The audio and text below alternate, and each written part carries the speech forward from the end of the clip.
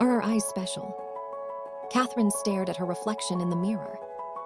Her appearance was indistinguishable from that of a commoner. The simple clothes and essentials Weo had provided helped her blend in seamlessly with the people around her without drawing attention to herself. Still, the police officer had insisted that she not go out and prioritize her safety above all else, warning her not to act impulsively and avoid making mistakes that could benefit the rebels. If so, would my father still recognize me? It was an unanswerable question at the moment, but Catherine hoped her father could tell her apart, just as Weo had, even though they had only met for a short time. She trusted that the slightest difference would be enough for her father to identify her. The biggest problem now was finding a way to return to Madeline in secret, without alerting the rebels who believed they had already eliminated her. Returning to the country quickly would be the best solution, but Weo had said that this was almost impossible, given her current situation, no identity in Madeline and no nationality in Thailand. For now, all that was left was to wait for the right opportunity, because there might only be one chance, and failure was not an option. Her survival was not the only thing at stake. Weo, an honorable police officer, had also taken a risk by getting involved in this story. Miss Blue. A soft knock on the door interrupted her thoughts. Catherine turned her attention away from her worries and toward the person calling her at this unusual hour. Are you still awake? Can you hear me, Miss Blue? Under normal circumstances, she would have scolded Weo for disturbing her during her rest or for invading her personal space at night. But now, she had to trust her and follow her instructions to ensure her safety. So she gave in to her usual strictness and replied, What do you want to talk about, Weo? I received an urgent call. I need to return to the hotel immediately. Go to your duty. I will wait here. Princess Catherine's imposter has changed her travel schedule. She will depart Thailand this morning. But our original plan was to leave here in 3 days, before heading to Japan. Yes, it was like that initially. I don't know the reason for the change, but I think it might be beneficial for you. If the imposter's allies in Madeline leave Thailand, your situation might improve. Let's hope so. Weo observed Catherine's delicate face, whose expression conveyed resignation in the face of the cruel fate she faced. It was unfair that a princess of such high rank had to live as a commoner, in hiding, because traitors had usurped her throne. I'll be back in the morning. Understood. Be careful. You too. Don't leave here until I return. I already promised. Or do you not trust me, Weo? I'm just afraid he'll change his mind and run away. For the honor of a princess, I would never go back on my word. Even if everything had been stolen from her, her honor remained in her royal blood. Catherine would never break her word. Payaka. Payaka is used for men. For women, the correct form is Payka. I thought Payaka suited the moment better. I don't see any humor in that. The skilled policewoman smiled as she noticed that her little provocation had at least eased the princess's tension a little. With a playful gesture, Weo stood at attention and saluted in imitation of Madeline's royal guards, only to receive a stern look from her. Catherine, a serious correction on the proper way to address royalty. Even though you know the right way, why do you insist on doing it wrong? Because sometimes feelings speak louder than correction. Can you explain it to me better? That will be for another time, Miss Blue. I will return safely as soon as possible. Hello, Beam. What's up, Pilam? Why are you calling me at this hour? Beam, first check if everything is in order. I'm far away. It may take a while to get there. Order with what? Haven't you been called to the hotel? Princess Catherine has brought forward her trip to Japan and is leaving this morning. No, Pilam. No one on our team received this information. Did you call someone? Hello, Pilam, are you listening? Pilam. It's a trap. Weo cursed, irritated, as she realized she had been ambushed. Even though she realized it now, she didn't know if she would be able to get back in time to protect the real Princess Catherine, who was in the safe haven. She had received the call directly from the commander of the police station where she worked, so she never suspected that her own superior could be involved with Madelin's agents. The car took a sharp turn, changing direction rapidly as she pressed down on the accelerator. The speedometer climbed, matching the urgency she felt. Her only goal now was to get back to the safe haven as quickly as possible. There, the person she had sworn to protect with her life was desperately waiting for help. "Blue, wait for me." From the last cell phone signal, that damn policewoman must have hidden the princess here. "The way is clear, and this quickly." "Yes, boss. If we let that Henry find out that his country's princess is still alive, he won't rest until he eliminates us one by one because of this mistake." The chief gave firm orders to his henchmen after receiving a large quanproma from Madelin's group. However, the mistake of having let Princess Catherine escape that night would only give them a little more time to hide the truth. On the other side, they were already rushing to prove that the princess had been murdered and were beginning to suspect the excessive delay. "Anyway, today the princess will become a corpse. Let's get this over with." The harsh voice hissed through his teeth before he ordered the silent invasion of the house. His men crept into the darkness, moving with precision so as not to leave a trace. They would not make the same mistake as before, when the princess had found a way to escape. This time, without that nosy police officer, Wayo, around to interfere, everything would be simpler, and the real princess would finally be dead. Catherine opened her eyes in the darkness just after turning off the lights to sleep. A strange sound came from the front door.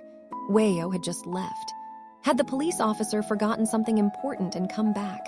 If so, she should have heard the sound of a car outside. This time, however, the silence was disturbing. Amidst the stillness, he heard light footsteps around the house. They stopped in front of his door. Someone tried to turn the handle and, realizing that it was locked, began to force it. Catherine quickly stood up and grabbed the nearest vase, her only weapon at the moment. She hid behind the closet, near the door, if they invaded the room. At least she would have somewhere to protect herself and react. It was better than standing still, waiting to die. Pow! A loud crash echoed through the house. The door was kicked in with a violent kick. The intruder entered with his gun drawn, ready to shoot. His eyes swept the room in search of her. It wouldn't take long to find her since space was limited. "Princess, stop playing hide and seek. Get out now. You can try to buy time, but sooner or later, you're going to die anyway." Catherine held her breath. The man was walking straight toward her hiding place. She gripped the vase tightly, preparing to attack. But before she could act, the intruder fell on his own. A well-aimed shot had struck him. The explosion was muffled by a silencer, preventing other criminals from running to the scene. "Wayo. SHH. Wayo looked at Catherine, who nodded, understanding the gravity of the situation. She had returned in time, sneaking in through the window to avoid the criminals surrounding the main entrance.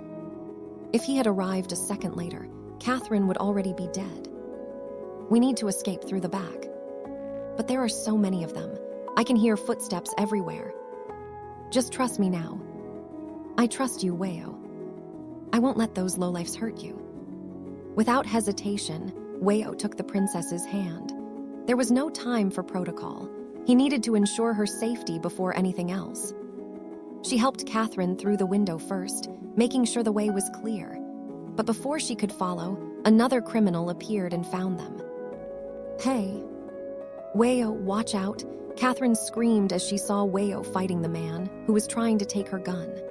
The thug, taller and stronger, had the advantage. Without thinking twice, Catherine climbed back up and smashed a vase over the attacker's head. Wow. The glass shattered with a loud crash. "Hey," the sound came from over there. "Catherine, run." Wayo pushed her to run away first, and at the same time, he shot at the enemies with precision. She took a deep breath, trying to catch her breath after almost being strangled. If Catherine hadn't helped, she might not have made it. Bang, bangs, bang. Gunshots echoed through the night. The criminals fired without worrying about their aim, just to prevent their prey from escaping. Wayo, on the other hand, saved every bullet, knowing that his ammunition was limited. 8 enemies in total. He had already taken down 4, but they were still at a disadvantage. Facing them head-on would be suicide. They needed to flee. I hit a motorcycle there. Have you ever hitchhiked before? Catherine shook her head. Without hesitation, Wayo put her on the back of the bike and adjusted her helmet. If you're scared, just hold on tight. They're still chasing us. Trust me, you'll be fine. Catherine squeezed her eyes shut as the motorcycle sped off. The biting wind hit her face, and the speed was terrifying, but her fear eased a little. She tightened her arms around Wayo's waist, trusting that the police officer would do everything she could to keep her alive. The secret refuge is no longer a safe place. The criminals tracked us down too quickly. Sorry, this time it was my mistake. I didn't imagine you were involved in this, so I almost fell into the trap. It's not your fault, Wayo. We have no way of knowing who's on Grace's side. The situation was now so uncertain that anyone nearby could become an enemy at any moment. If even she had made mistakes in the past, it wouldn't be fair to blame Wayo for falling into a trap. Besides, the police officer had already risked her life to save her not just once, but twice. But I promised I would protect you. If something had happened to you today, I would never forgive myself. But we are safe. If we managed to survive once again, it was thanks to you, Wayo. But don't think about it anymore. This time, it was Catherine who ended the conversation. She didn't want Wayo to blame himself for something that was beyond either of their control. No one wanted it to end like this. And in the princess's eyes, Wayo had done the best he could. Facing 10 criminals at once, if it had been just her, he wouldn't have survived. I need to thank you too, Blue. Thank you for what? I didn't do anything for you, Wayo. You saved my life. At that moment, I was lost. If it weren't for you, I would already be dead. How could I die? You said yourself that the criminals have already discovered where we are. Haha, not like that. Forget it. At least you understand Thai well now. Wayo laughed, relaxing a little at Catherine's confusion, who clearly hadn't understood his joke. But it made sense. They were from different countries, cultures, and even social classes. The simple fact that they could converse in Thai was impressive in itself. After all, Wayo didn't even know a single word of Madelin's language. But I want to know. It doesn't really matter. I want to learn. Going back to the old house is a way of saying that someone has died. Then I won't let you go back to your old house. You must go back to your new house. New house. That term doesn't exist in Thai, Blue. It means I won't let you die. She wouldn't let the police officer who had risked everything to protect her die because of her. If they had to survive, then they would survive together. And if someone had to sacrifice themselves, Catherine would never let it be Wayo. I comply with your order, Your Highness. I said to use Pei Ka. Then I'll put the two together, Pei Kaya. I'm tired of you, Wayo. Why did all this involve Madeline? And as heir to the throne, Catherine knew that this responsibility was hers. What happened? Din, it's a long story. I'll explain everything later. I was worried when you called me asking me to send someone to pick you up. Even more so when you told me to reply to Watit that you hadn't contacted him. I already told Pinam and Phi about this. But who did you come with? With Blue. She's the person I'm protecting and helping right now. Wayo briefly introduced the person accompanying her so that her cousin could get to know her. She would need to hide out in Chiang Rai for a while she sought a solution to the situation she was facing. But she only intended to stay there for a few days, as she did not want to involve Din and Kun Tipafa in something so dangerous. The problem went beyond a simple personal matter. It involved 2 countries and enormous risks. The fewer people who were affected, the better. Blue, this is my cousin, Din.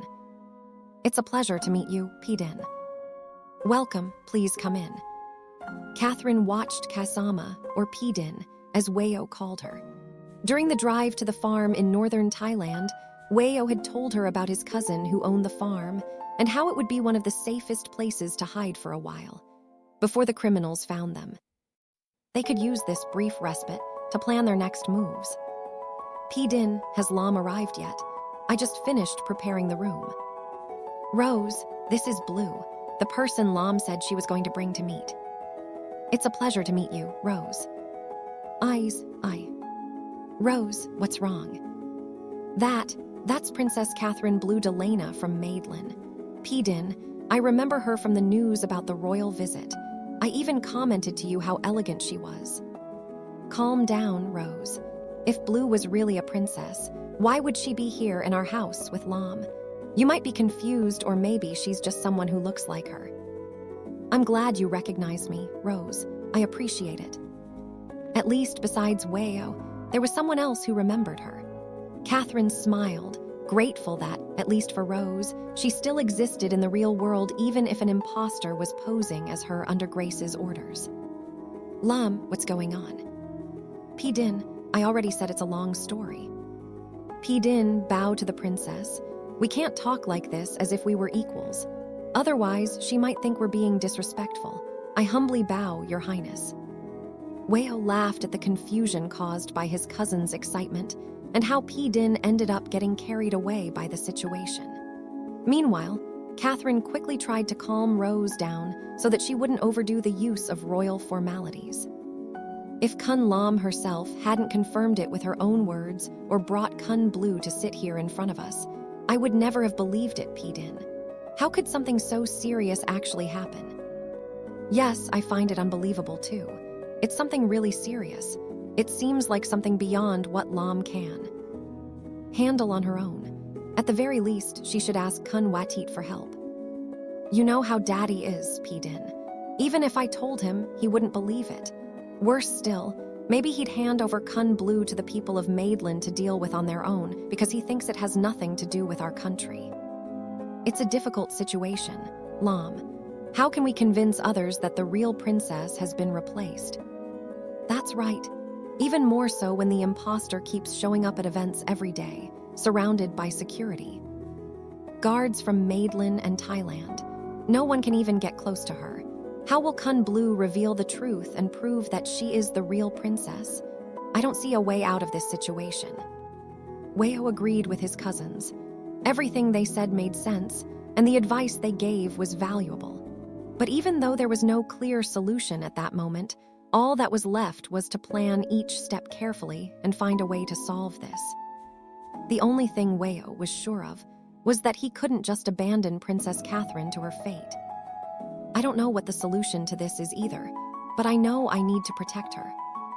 If the world was so cruel to the crown princess, so at least on that bad day, she wanted to just be an ordinary person who chose to be kind to Kun Blue. Kun Blue, are you walking around here? I didn't expect to find irises planted in this place. Do you like irises? You can cut some, I'm sure Kun Rose wouldn't mind.